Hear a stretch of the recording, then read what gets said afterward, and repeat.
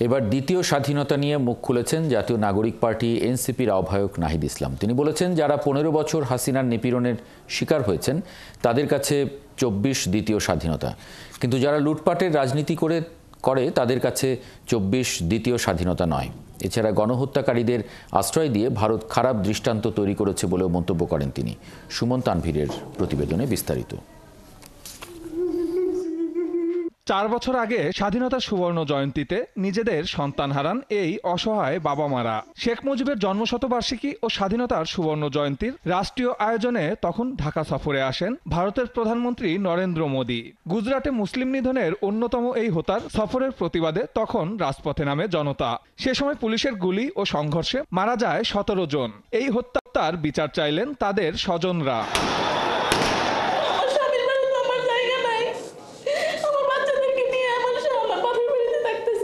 বাংলা মোটরে জাতীয় নাগরিক পার্টির কার্যালয়ে মতবিনিময় সভায় শেখ হাসিনার ভয়াবহ দমন নিপীড়নের কথা তুলে ধরেন দলটির নেতারা। দলের আহ্বায়ক নাহিদ ইসলাম বাংলাদেশ নিয়ে ভারতের ভূমিকার তীব্র সমালোচনা করেন। 5ই আগস্ট আমরা আসলে নতুন করে স্বাধীন হয়েছি।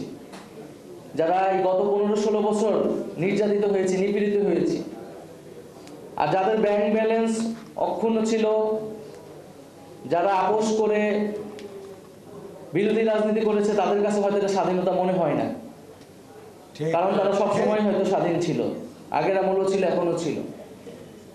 তো তাদের কাছে প্রথম স্বাধীনতাও গুরুত্বপূর্ণ না, দ্বিতীয় স্বাধীনতাও গুরুত্বপূর্ণ। তাদের কাছে হচ্ছে গুরুত্বপূর্ণ লুটপাটের স্বাধীনতা। জুলাই বিপ্লব ও 71-এর মুক্তিযুদ্ধ নিয়ে চলমান বিতর্কের জবাবে নাহিদ বলেন, বর্তমান তরুণ প্রজন্মের কাছে 5 আগস্টের স্বাধীনতাই বেশি গুরুত্বপূর্ণ। রাজনৈতিক হস্তক্ষেপের উদ্দেশ্যেই হিন্দু নির্যাতনের গল্প প্রচার করা হচ্ছে, এবং এই ধরনের গল্প প্রচার বন্ধ করা উচিত। শেখ হাসিনা এবং আওয়ামী লীগের নেতাকর্মীরা এখনো ভারতে অবস্থান করছেন। ভারত গণহত্যাকারীদের নিজ দেশে আশ্রয় দিয়ে কোনো ভালো উদাহরণ তৈরি করছে না। জাতীয় সংসদ নির্বাচনের আগে গণপরিষদ নির্বাচন নিয়ে সব দলকে ঐক্যমত্যে পৌঁছানোর তাগিদ দেন জাতীয় নাগরিক পার্টির এই নেতা। বিচার সংস্কার এবং গণপরিষদ নির্বাচনের প্রতি যাতে আমরা আলোচনায় আসতে পারি।